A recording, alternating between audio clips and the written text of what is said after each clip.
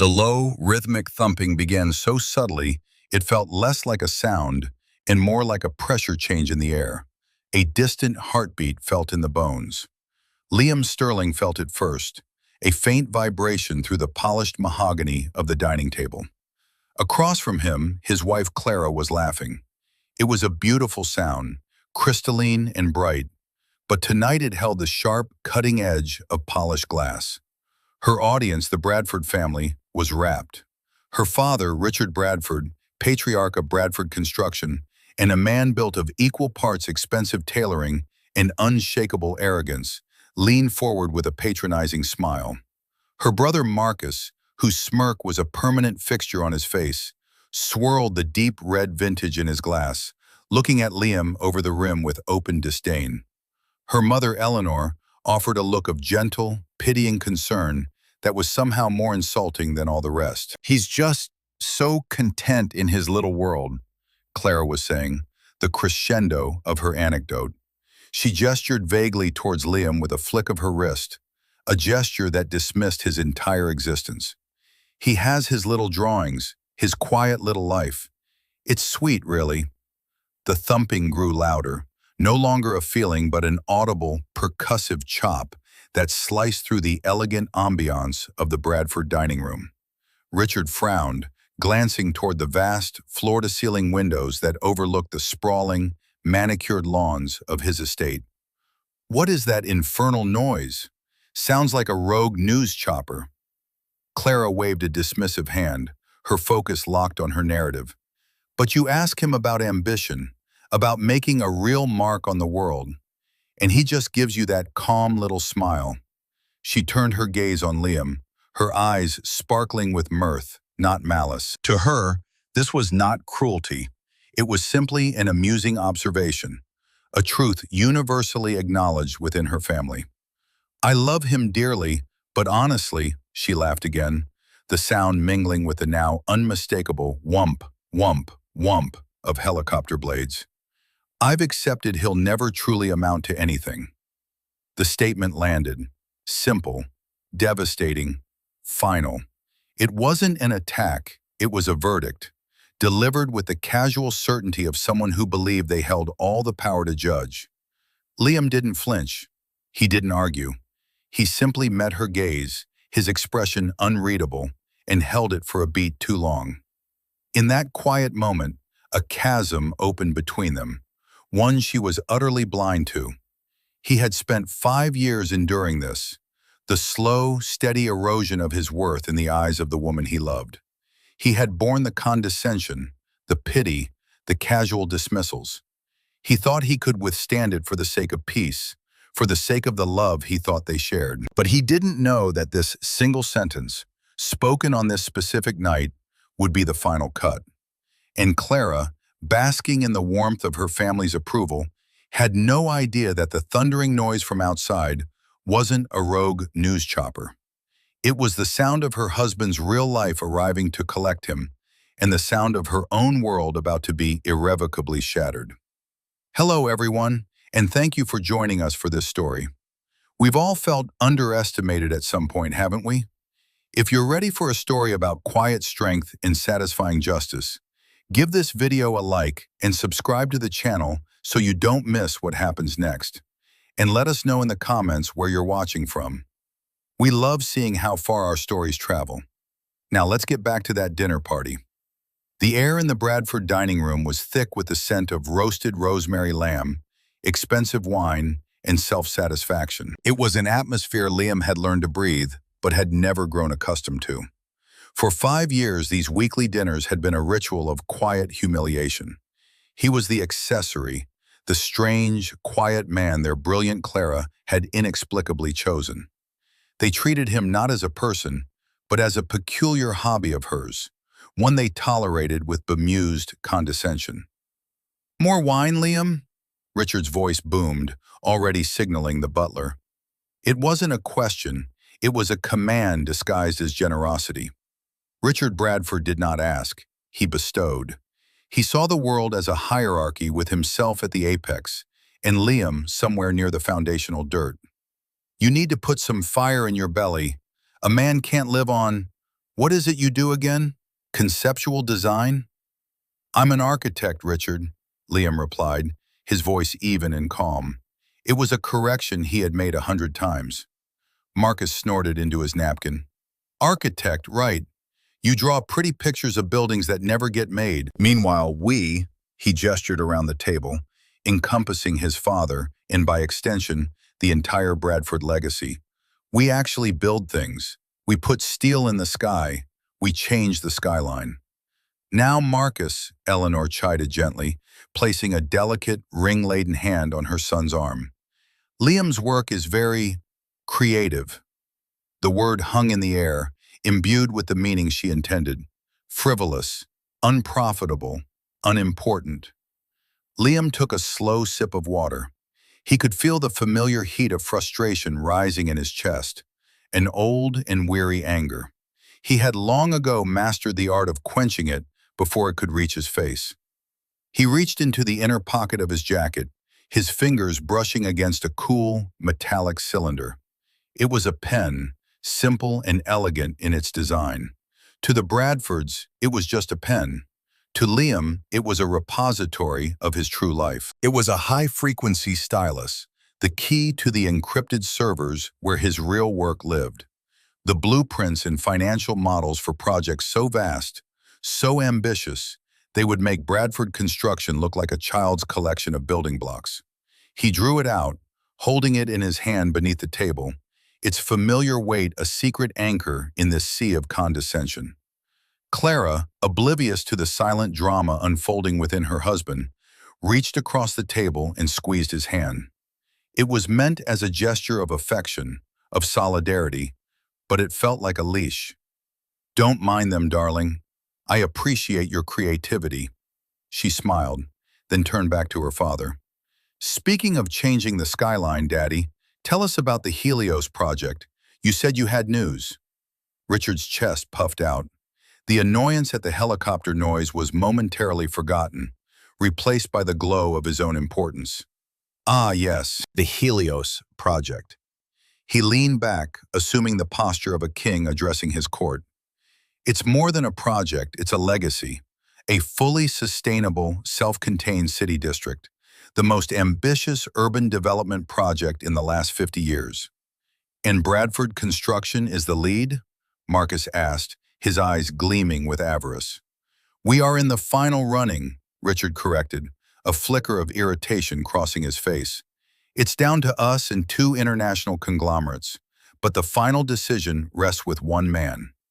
He lowered his voice, adding a theatrical flair of mystery. The lead architect, a complete enigma, goes by the pseudonym Aethelred. No one's ever seen him. He communicates only through his lawyers and a consulting firm. They say he's a once-in-a-generation visionary, but he's notoriously particular. He holds all the cards. Liam's thumb stroked the smooth surface of the stylus in his hand. Aethelred, a name he'd chosen from his love of history, a king who was underestimated and unprepared, a private joke that had become a legend in the world of architecture and high finance.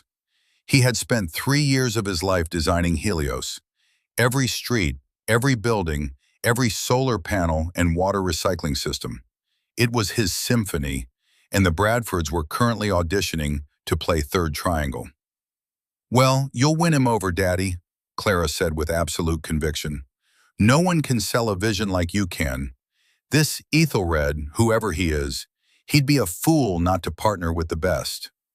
The helicopter noise was now a deafening roar. The crystal glasses on the table vibrated, a high-pitched hum against the deep thrum of the blades. It was no longer in the distance. It was directly overhead. Good heavens, Eleanor exclaimed, pressing her hands to her ears. What is going on? Are we being invaded? Marcus stood and went to the window, peering up into the night sky. It's not a news chopper. It's a private Augusta Westland, a big one, and it's landing. He turned back to the room, his face a mask of confusion. It's landing on the front lawn. Richard was on his feet, his face turning a shade of crimson that clashed with his burgundy tie. On my lawn? My lawn! Does someone have a death wish? Who in God's name has the audacity to land a helicopter on my lawn? Clara laughed, the sound thin and nervous now. It must be a mistake, some hotshot billionaire who's lost his way. She glanced at Liam, who was still sitting perfectly calm, his hand resting on the table next to his plate. The pen was no longer in his grasp. He was simply watching them, his eyes holding a depth of stillness that was suddenly unsettling. It was in that moment she decided to deliver the final, thoughtless jab, a nervous deflection from the chaos outside. "Maybe it's for you, Liam," she joked, forcing a light tone. "Maybe your ship has finally come in, or, your helicopter." The joke fell flat, swallowed by the overwhelming noise.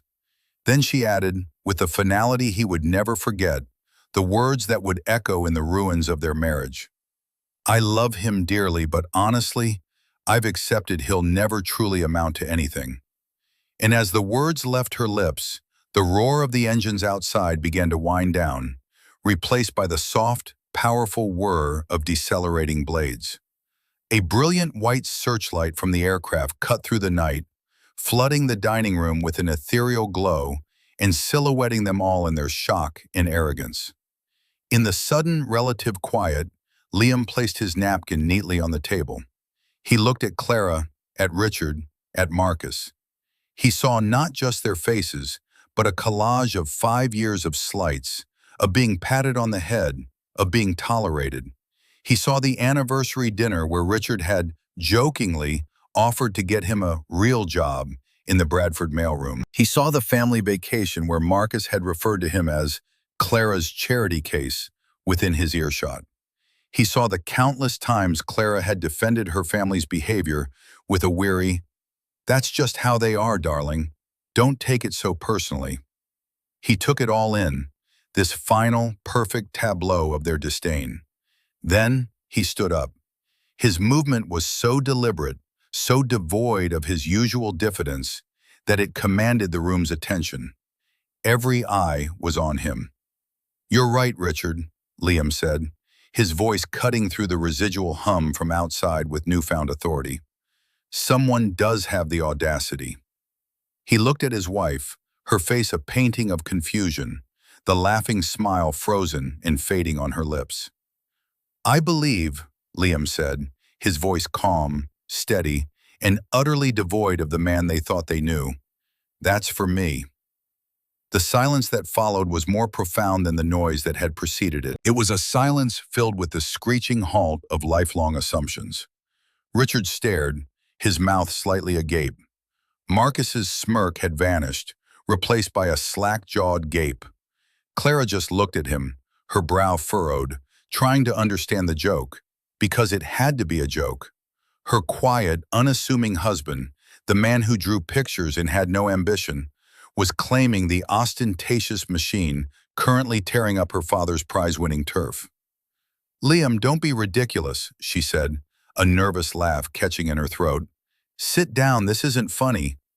But Liam didn't sit down. He walked towards the grand foyer, his footsteps echoing on the marble floor. The heavy oak front doors, which a moment ago had seemed like an impenetrable barrier to the outside world, were pushed open by a member of the Bradford household staff, whose face was a mixture of terror and awe. Framed in the doorway, against the blinding white light of the helicopter's landing lamp, stood a woman. She was tall and impeccably dressed in a dark, tailored suit. Her silver hair was cut in a sharp, modern style, and she held a slim tablet in one hand. Her expression was one of crisp, no-nonsense professionalism. She scanned the stunned faces in the dining room before her eyes landed on Liam. A subtle shift occurred in her demeanor. The sternness softened into profound respect. "Mr. Sterling," she said, her voice clear and carrying, "I apologize for the dramatic arrival. We were on a tight schedule." Liam inclined his head. "Evelyn, it's no problem. I was just finishing dinner." Evelyn Reed, senior partner at the international consulting firm that represented Ethelred, the ghost in the machine of the Helios project, stepped inside. Her eyes swept over the Bradfords, a quick, dismissive appraisal that took in the opulent room, the half-eaten gourmet meal, the expensive clothes. It was the look of a predator assessing harmless, decorative prey. Richard finally found his voice, sputtering with indignation. "Who are you? Who is this? What is the meaning of this intrusion?" Evelyn's gaze settled on him, cold and analytical. "You must be Richard Bradford," she stated, not asked. "We've reviewed your company's preliminary bid." The way she said preliminary bid made it sound like a child's crayon drawing submitted to an art competition. She then turned her full attention back to Liam, her tone shifting back to one of deference. "Sir, the final consortium agreements for Helios are ready for your signature. The board in Zurich is waiting for your final authorization before we can issue the press release at 800 tomorrow morning." "Sir," the word detonated in the room. Marcus choked on a gasp. Eleanor's hand flew to her pearls, clutching them like a rosary. Richard's face went from crimson to a ghastly, pale white. His entire body seemed to shrink inside his expensive suit. But it was Clara who had the most visceral reaction. She stared at Liam, at this man she had slept beside for 5 years, this man she thought she knew as intimately as her own reflection. She saw him standing there, bathed in the helicopter's light, being addressed as "Sir" by this powerful, imposing woman. She saw the deference in the woman's eyes, a deference she had never once shown him herself. "Liam?" Her voice was a whisper, a fragile thread in the suddenly vast space. "Liam, what is she talking about? Helios? What is the Helios project?" Liam turned to face her fully. The quiet, accommodating man was gone. In his place stood a stranger, a man of quiet authority and immense hidden power. He looked at her, and for the first time, he didn't try to hide the disappointment in his eyes. "It's a project I've been working on for the past 3 years, Clara," he said. His voice was not angry. It was something far worse. It was weary. It was final. "It's one of my little drawings." He let the words hang in the air, a perfect, brutal echo of her own dismissiveness. He then looked past her to her father, who was now leaning against the dining table as if his legs might give out. "Richard," Liam said, his tone shifting to one of business. "Evelyn mentioned you submitted a bid. For a subcontracting role, I presume? Foundation and framework?" Richard's mind was reeling, trying to connect the dots, to process the impossible reality that was unfolding. The visionary architect, the global legend known only as Ethelred, the man who held the fate of his company's biggest ambition in his hands, was his quiet, pathetic son-in-law. The man he had openly mocked not 10 minutes ago. Ethelred. Richard breathed the name, the realization dawning with the force of a physical blow. You're Ethelred?" Liam gave a small, almost imperceptible nod. "It's a pseudonym. I find it helps maintain a degree of privacy." He glanced around the room, at the stunned, horrified faces of the family who had never once thought to ask him about the substance of his work, only to judge its perceived lack of status. "Privacy I have, until now, valued very highly," he added, his gaze finally settling back on Clara. Her face had crumpled, the beautiful, confident mask dissolving into a mess of shock and dawning horror. Tears welled in her eyes as the full implication of her words, of her actions, of her years of casual belittling crashed down upon her. "You said you accepted I'd never amount to anything," Liam said, his voice soft, but each word was a perfectly aimed dart. "I guess I should have tried harder to manage your expectations." Evelyn Reed cleared her throat, a subtle reminder of the schedule. "Sir, we do need to be on our way. The finance minister of Singapore is waiting on a secure line for you." Liam nodded. He took a step towards the door, then paused. He looked back at Clara, who was now openly crying, her hand outstretched as if she could physically pull him back, pull back time itself. "Liam, wait," she pleaded, her voice breaking. "Please, I didn't know." "That," Liam said, the quiet authority in his voice now absolute, "is precisely the problem." He turned and walked out of the door, out of the house, out of the life they had built on a foundation of her family's arrogance and his silent pain. He left them frozen in the white light, a tableau of ruin, the scent of rosemary and lamb now mingling with the bitter smell of ashes. As he ducked under the still spinning blades and stepped into the waiting helicopter, he didn't look back.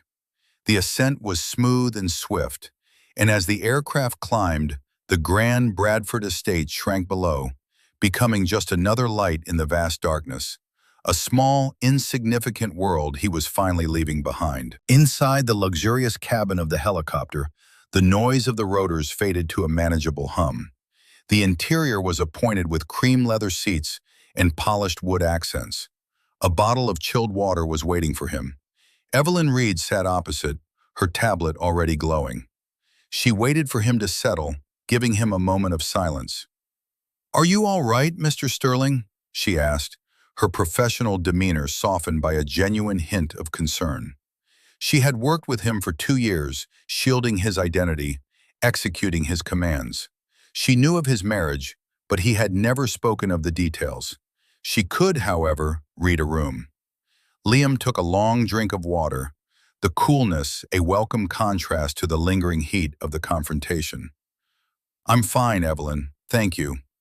He looked out the window at the glittering tapestry of the city lights spreading out beneath them.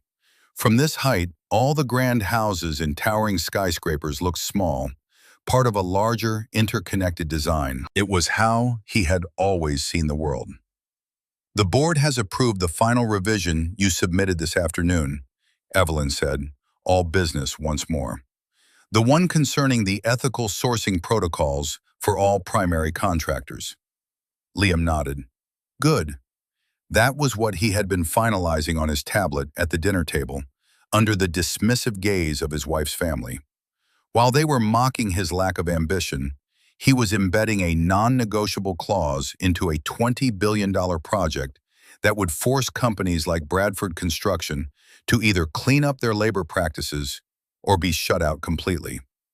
"Their preliminary bid," Evelyn continued, pulling up a file on her tablet, "Bradford Construction. It's adequate for a company of its size, but their labor violation record is problematic, and their environmental impact reports are creatively written." "I'm aware," Liam said quietly. He had known for months that Richard would bid on this. He had let it happen, wanting to see how it would play out.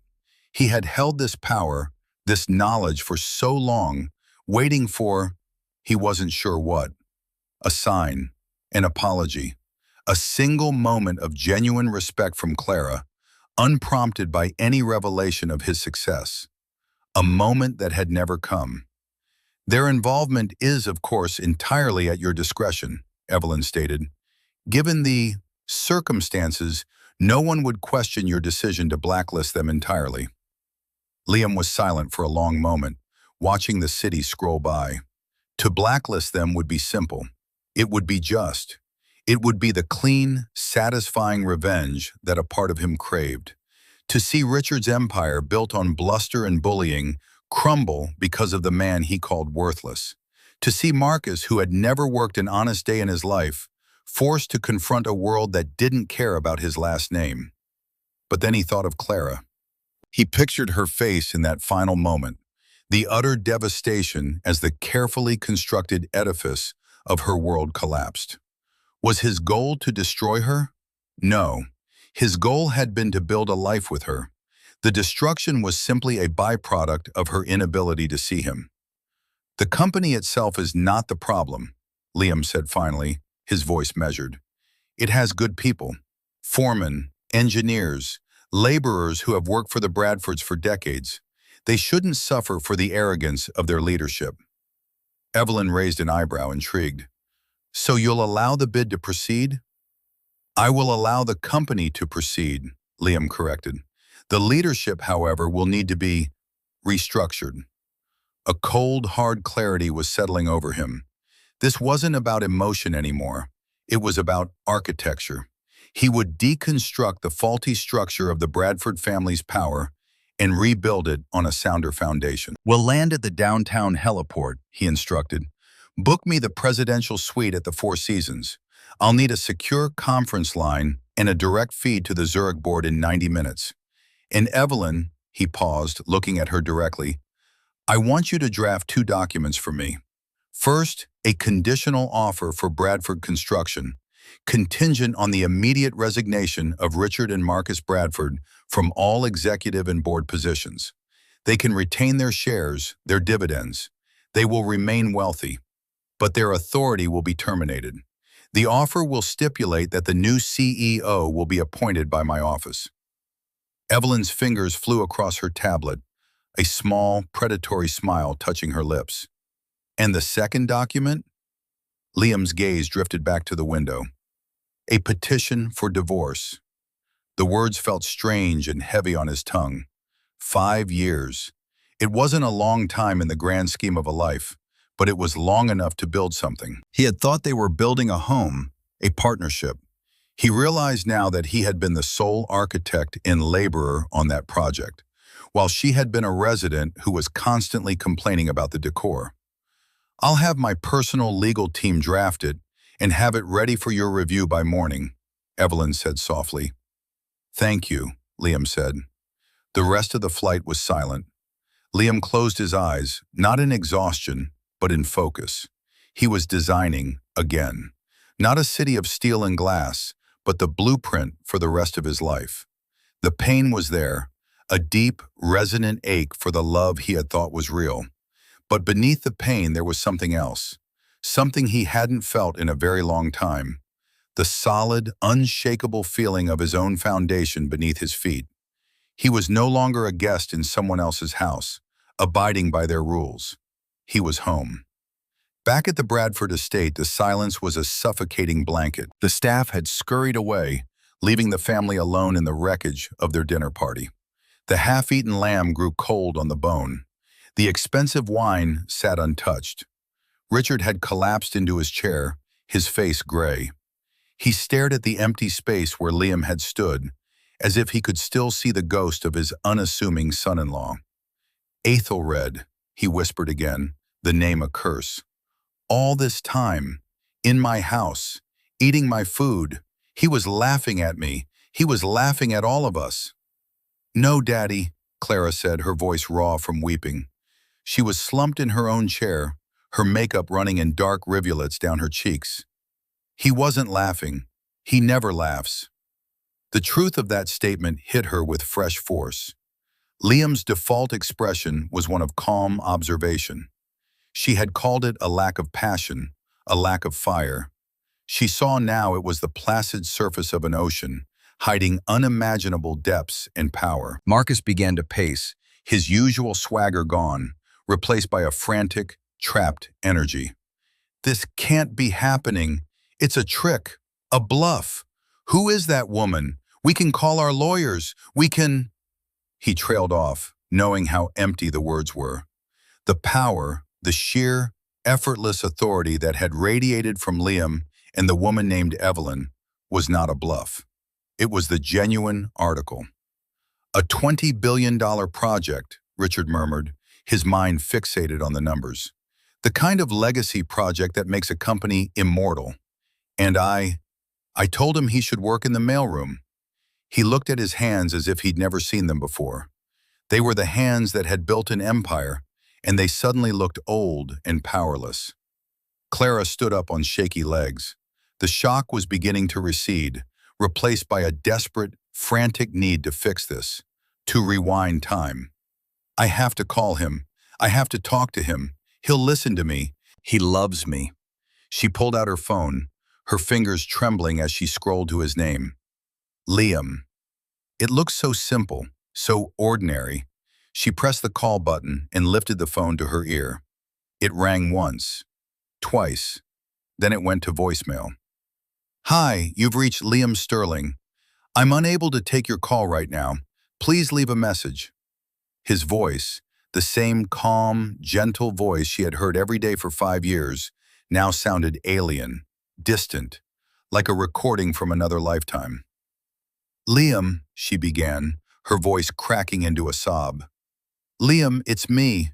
Please call me back. We need to talk. I made a mistake. A terrible, terrible mistake. I'm so sorry. I didn't mean it. I don't know why I said it. Please, just call me." She hung up, her hope dwindling with every second of silence that followed. She tried again. Voicemail. Again. Voicemail. Marcus stopped pacing and sneered, a pathetic echo of his former arrogance. "Well, it looks like your charity case has finally decided to bite the hand that feeds him." "Shut up, Marcus," Clara shrieked, whirling on him. "Just shut up. This is your fault. And your fault." She pointed a trembling finger at her father. "You never gave him a chance. You belittled him from the day I brought him home. You treated him like dirt beneath your feet. And I let you. I went along with it because I wanted your approval. I was weak." "Weak?" Richard roared, finding his voice again, fueled by fury. "You were blind. We were all blind. How could we not see it? The quietness, the watching. It wasn't humility. It was assessment. He was assessing us, judging us." The truth of this hung in the air, more chilling than any insult. They had thought they were the judges, sitting in their grand dining room passing sentence on Liam's worth. All along, he had been the one on the bench, silently observing, taking notes, and preparing his verdict. The front door chimed. The sound was soft, polite, yet it made all three of them jump. A moment later, the butler, looking pale and nervous, appeared in the doorway. "Ma'am, sir, there's a courier here, for Mrs. Sterling." Clara stared at him, uncomprehending. "A courier? Now?" "Send them away," Richard growled. "I think you should accept it, ma'am," the butler said, his voice barely a whisper. "The courier is from the law firm of Blackwood, Finch, and Associates." The name meant nothing to them, but the implication was clear. This was part of it. This was the next step. Clara walked on numb legs to the foyer. A man in a sharp suit stood there, holding a thick manila envelope. He didn't smile. "Clara Bradford Sterling?" he asked. She nodded, unable to speak. "This is for you." He handed her the envelope and a stylus to sign on a tablet. The signature was a shaky, illegible scrawl. As soon as she signed, he turned and left without another word. She stood alone in the grand, empty foyer, the envelope feeling impossibly heavy in her hands. Her name was typed neatly on the front. She tore it open. Inside were two documents. The first was a multi-page conditional contract offer addressed to the board of Bradford Construction. She scanned the legalese, her eyes catching phrases. "Contingent upon the immediate and permanent resignation of Richard Bradford and Marcus Bradford from all executive, managerial, and board-related duties. A new chief executive officer to be appointed by the office of Aethelred. A full, independent audit of labor practices and environmental compliance to be initiated within 30 days. It was a corporate execution, delivered with the cold, sterile precision of a surgeon. He wasn't destroying the company, he was excising a cancer. Her father, her brother. Her hands shaking violently, she looked at the second document. It was much shorter, a single page.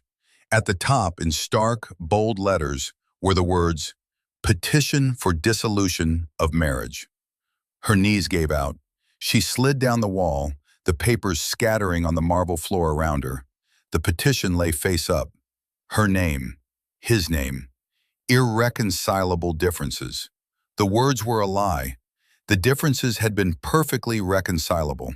The problem wasn't the differences, but the disrespect. A foundation she had not only neglected, but had actively helped to demolish. The sound that escaped her was not a cry of sadness.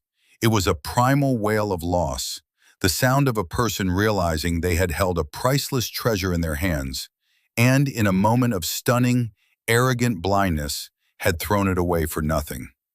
The presidential suite at the Four Seasons was less a room and more a penthouse apartment, with panoramic views of the city Liam was about to reshape.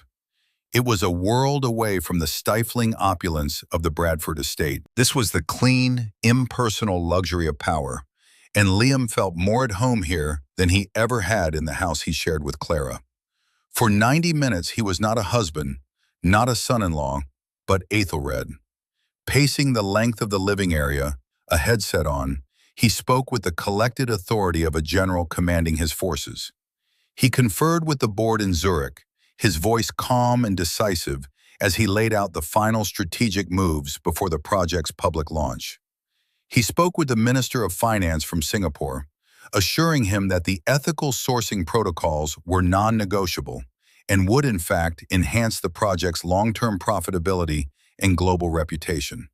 He moved billions of dollars and shifted the fates of corporations with the same quiet focus he used to sketch a roofline. Evelyn Reed sat at a glass desk in the corner, a silent, efficient whirlwind. She coordinated with legal teams on 3 continents, prepared press releases, and fielded calls from powerful people who were suddenly desperate to understand the new landscape.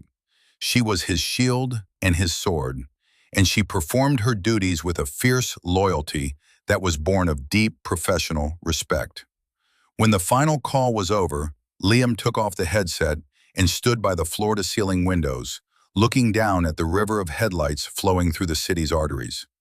The anger and hurt from the dinner party had cooled, hardening into a resolute clarity. He had spent years trying to fit into Clara's world, contorting himself to be smaller, quieter, less of a threat to her family's fragile egos. He had thought that was the price of love. He saw now that love should have no such price. True partnership wasn't about diminishing oneself, but about having a safe space to be one's fullest self. His phone, which he had set to silent, buzzed on the table. He glanced at the screen. 17 missed calls from Clara, 2 from Richard, 5 from Marcus, and over 30 text messages. He hadn't read a single one. There was a soft knock on the door of the suite. Evelyn answered it. A hotel staff member handed her a slim, sealed envelope. She brought it to Liam. "From the concierge, sir. It was delivered by a private messenger, marked urgent." Liam took it. It was from the Bradford Hotel, just a few blocks away. The handwriting on the front was Clara's. Desperate, scrawled. "Liam, please." He opened it. It was a letter written on the hotel stationery. "Liam, I know you won't take my calls. I don't blame you. I'm at the Bradford downtown. I had to get out of that house. I can't breathe there. There are no words to say how sorry I am. Sorry is a pathetic, tiny word for the canyon that has opened up between us. I see that now. I see everything now. It's like I've been living my whole life in a dark room, and you just threw open the curtains, and the sun is so bright, it's blinding. I read the papers, the offer for the company, the other one. I understand why you did it. I do. My father and my brother, they earned that. They earned their downfall with every condescending word, every dismissive joke. I see that so clearly now it makes me sick. But us, Liam, please, don't let them take us down too. Don't let their poison be the thing that ends us. I was wrong. I was weak and foolish and so desperate for the approval of people who don't matter that I failed to see the man who mattered most. The brilliant, incredible man who was sitting right beside me. I love you. I know I have a terrible way of showing it. I know I broke something tonight. But please, let me try to fix it. Let me earn your respect. Let me earn back your love. Just see me, please. I'm waiting. Clara. He read the letter twice. The words were filled with anguish, with regret, with a desperation that was undeniably real. A part of him, the part that still remembered the woman he fell in love with, the vibrant, intelligent woman he'd met at a gallery opening before she had introduced him to the corrosive influence of her family, felt a pang of sympathy. He could see her, alone in a hotel room, her world in ashes, finally understanding the magnitude of her mistake. But understanding born of catastrophe is not the same as innate respect. She saw his value now because it had been demonstrated to her in the most dramatic way possible. But what about yesterday and the day before? For 5 years his value had been there, waiting to be seen, and she had been blind to it. Love, he was realizing, could not survive in the absence of respect. It was like trying to grow a flower in a vacuum. He folded the letter and placed it on the table. He looked at Evelyn. "Is my personal car ready?" "It's waiting downstairs, sir." "Good." He walked towards the bedroom to change out of the suit he had been wearing at dinner. It felt like a costume from a life that was no longer his. He needed to put on his own clothes. Evelyn watched him, her expression unreadable. "Are you going to see her?" Liam paused in the doorway. He looked back at this woman who knew more about his professional life than anyone, yet had never presumed to know anything about his personal life. "I believe," he said, his voice quiet, "that some structures, once their foundation is compromised, cannot be safely repaired. They must be demolished so that something new can be built in their place." It was the answer of an architect. It was the answer of a man who understood that integrity, whether in a building or in a relationship, was everything. He was not going to the Bradford Hotel to reconcile. He was going to supervise the demolition. The drive to the Bradford Hotel was short, but for Liam, it stretched into an eternity of memory. He drove himself, needing the solitude, the simple, mechanical act of controlling his own direction. He passed the restaurant where he and Clara had their first date, a tiny Italian place he could now buy with the money he earned in a single day. He passed the park where he had proposed, kneeling in the autumn leaves, believing in a future that now seemed like a fantasy. He had loved her. He had loved her intelligence, her laugh, her passion for art. He had believed that her inability to stand up to her family was a flaw he could help her overcome, a weakness that his strength could buttress. He saw now that you cannot be a pillar for someone who is actively chipping away at your own foundation. He valet parked his car, a sleek, understated electric sedan that was faster and more technologically advanced than Marcus's flashy sports car, though it made none of the noise. The lobby of the Bradford Hotel was a symphony of beige and gold, designed to convey a sense of old money and established power. It was her family's brand. Tonight it felt like a mausoleum. He didn't call up to her room. He simply took the elevator to the penthouse floor, where he knew she would be. He had a key card, not for her suite, but a master key for the entire hotel. The Helios project had involved preliminary negotiations to acquire the entire Bradford Hotel Group as part of its urban integration plan. He had owned the key to her gilded cage for months, another secret he had kept. He let himself into the suite without knocking. Clara was standing by the window, looking out at the same city view he had just left. She was still in her dinner dress, but she looked small and fragile in it now. She turned as the door clicked shut, her face lighting up with a desperate, fragile hope. "Liam." His name was a breath. She rushed towards him, intending to throw her arms around him, to close the physical distance between them, as if that could mend the emotional chasm. He didn't move back, but he didn't move forward either. He simply stood there, a fixed point, and she stopped a few feet away from him, her arms falling to her sides, sensing the invisible wall that now stood between them. "Thank you for coming," she whispered, tears already tracking down her face. "I know you're angry. You have every right to be. But I meant what I said in my letter. I am so, so sorry." "I know you are," Liam said. His voice was not cold, but it was distant. It was the voice of a doctor discussing a terminal diagnosis. "You're sorry now that you understand the consequences." "No," she insisted, shaking her head. "No, it's not just that. Seeing you tonight, seeing that woman, how she looked at you, I saw what I've been missing. I saw you, the real you, and you are magnificent, and I was a fool." "The real me was there yesterday, Clara," he replied, his voice unyielding. "The real me was there last week when your father joked about my useless degree. The real me was there last month when Marcus spilled a glass of wine on my project sketches and laughed about it. The real me has been here all along. The only thing that changed tonight is the balance in my bank account became visible to you." Each word was a measured blow, a truth she could not deny.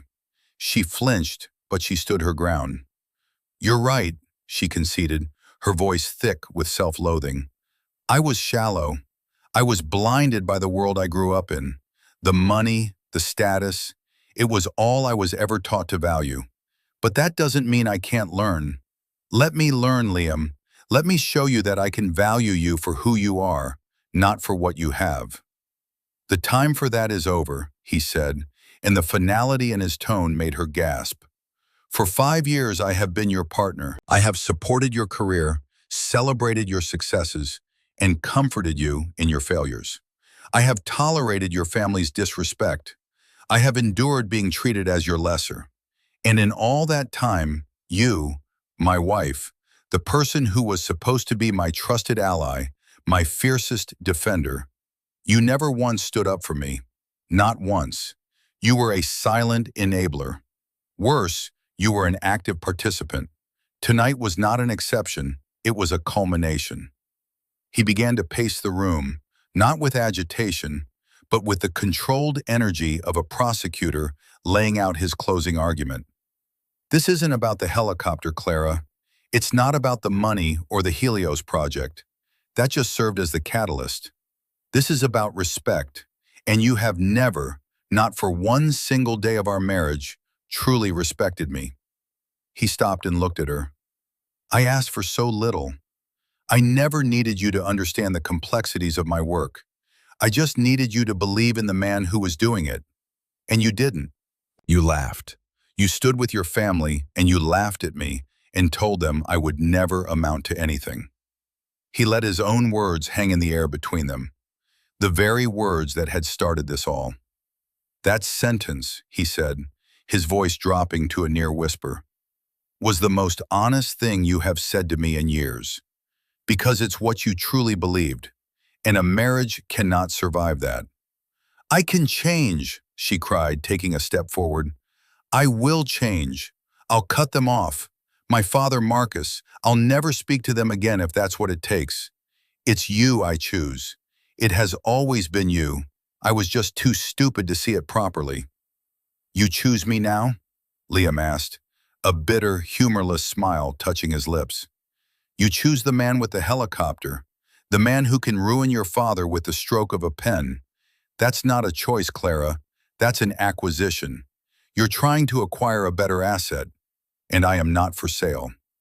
The architect in him saw it so clearly. She was talking about redecorating, about changing the furniture and the paint color. He was talking about a fatal structural flaw in the foundation. The whole building was condemned. He walked over to the desk where her letter lay. He picked up the divorce petition he had brought with him and placed it on top. "I am not doing this to punish you," he said, and he meant it. "I am doing this to save myself. I have spent 5 years shrinking to fit into your world. I'm not willing to do it for one more day. I deserve a partner who sees my worth when I'm sitting quietly in a corner, not one who only recognizes it when a spotlight is shining on me." He turned to leave. "So that's it?" she choked out, her body trembling. 5 years? You're just throwing it all away?" Liam paused at the door, his back to her. "No, Clara," he said, his voice filled with a profound and weary sadness. "I'm not the one who threw it away." He opened the door and walked out, not looking back. He didn't hear her collapse into sobs behind him. He just kept walking, down the hall, into the elevator, and out into the cool night air. The demolition was complete. Now it was time to build. The days that followed were a whirlwind of controlled, decisive action. The news of the Helios project broke with the force of a thunderclap across the global financial and architectural worlds. The name Aethelred was on the cover of every major publication, but the real shockwave came when Aethelred's identity was revealed. Liam Sterling, an architect previously known only in elite circles, was the sole visionary and majority stakeholder. The second shockwave hit the local business community. Bradford Construction, poised for what should have been its crowning achievement, was instead the subject of a brutal corporate restructuring. The resignations of Richard and Marcus Bradford were announced in a terse press release. A new CEO, a woman with a formidable reputation for corporate turnarounds, handpicked by Evelyn Reed, was installed. The company's stock plummeted, then stabilized as the market realized it was not being destroyed, but saved from itself. Liam moved through it all with a preternatural calm. He worked out of his new office, a minimalist space with a commanding view of the future Helios site. He was no longer just an architect. He was the leader of a massive, intricate enterprise. He was decisive, fair, and demanding of excellence from everyone. His former quietness was revealed not as passivity, but as deep, strategic thought. The people who now worked for him respected him immensely. They saw his vision and were inspired by it. They saw his integrity and they trusted him. He had no contact with the Bradfords. His lawyers communicated with theirs. The divorce was proceeding, uncontested. He had been more than generous in the settlement, giving Clara the house and a financial package that would ensure she never had to worry about money. He wanted nothing from their shared past but his freedom. About a month after that night, he was on the construction site, a vast expanse of cleared earth where the foundations of his city were being laid. He was wearing jeans, work boots, and a hard hat, discussing a structural issue with the new CEO of the now reforming Bradford Construction and a team of engineers. He was in his element, solving problems, creating, building. He saw a car pull up at the edge of the site. A woman got out. It was Clara. She looked different. Her expensive clothes were gone, replaced by a simple dress. Her hair was pulled back, and she wore little makeup. She looked thinner, and there was a sadness in her eyes that hadn't been there before, but also a new kind of quiet. The frantic energy was gone. She stood at a respectful distance, not wanting to interrupt. When Liam finished his conversation, he saw her. He nodded to his team and walked over to her, stopping a few feet away. "Clara," he said. It was not a question. "Liam," she replied, her voice soft.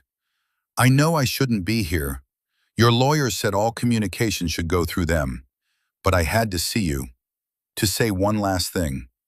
He waited, his expression neutral. "I wanted to thank you," she said. The words surprised him. Of all the things he had expected her to say, thanks was not one of them. "Thank me for what?" "For not destroying my father's company," she said. "You could have. You could have ground it into dust, and everyone would have said you were justified. But you saved it. You saved the jobs of hundreds of people who rely on it. That was an act of grace. It was the act of a good man." She took a deep breath. "I've been doing a lot of thinking. About that night. About everything. You were right in all of it. I was a coward. I was so afraid of not living up to my family's expectations that I betrayed my own husband. There is no excuse for that." She looked out at the vast construction site, at the cranes and the steel skeletons rising into the sky. "This is incredible, Liam. What you're building. It's a whole new world, and I finally understand. Your strength isn't loud. It's in the foundations. It's in the design. It's the kind of strength that lasts." Tears welled in her eyes, but she didn't let them fall. "I know I can't have you back. I know I don't deserve you. I just wanted you to know that I see it now.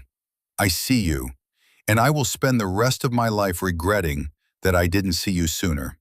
She turned to leave. "Clara," Liam said. She stopped and looked back at him.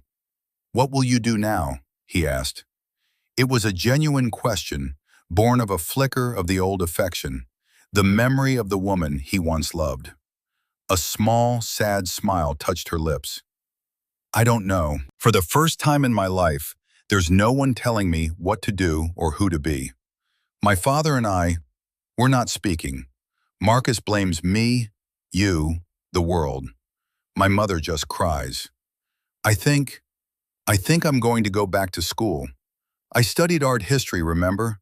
Before I went into marketing for my father's company.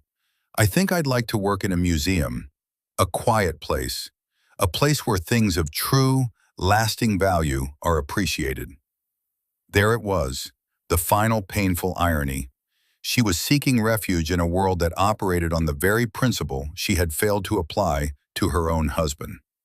Liam nodded slowly. "I wish you well, Clara."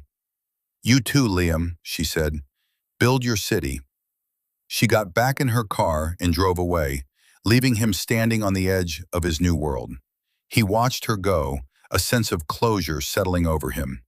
It wasn't a happy ending, it was a real one. It was the quiet, somber understanding that people make choices, and those choices have consequences. Her choices had led her here, to a place of lonely regret and a chance to rebuild a life of her own. His choices had led him here, to the cusp of his greatest achievement, a man finally free to be his fullest self. He turned back to the construction site, to the rising structures and the hum of activity. The pain of his lost marriage would fade, he knew. It would become a scar, a reminder of a lesson learned. But the future was here, waiting to be built. And for the first time in a long time, Liam Sterling felt not just content, but truly, deeply, and powerfully happy. He was a man who had amounted to something, not because a helicopter had landed for him, but because he had never, ever stopped believing in the value of his own design. And so we come to the end of our story. It's a powerful reminder that true worth isn't about flashy displays of wealth or status. It's about integrity, patience, and the quiet strength to know your own value, even when those closest to you refuse to see it. It's about building your life on a foundation of self-respect, a foundation that no amount of external judgment can ever shake. What did you think of Liam's final decision? Was it justice, mercy, or something in between? Let us know your thoughts in the comments below. We read every single one, and your insights are what make this community so special. If you found this story of vindication and redemption meaningful, please give this video a thumbs up and subscribe to our channel for more stories that make you think and feel. Thank you for being here, and we'll see you again next time.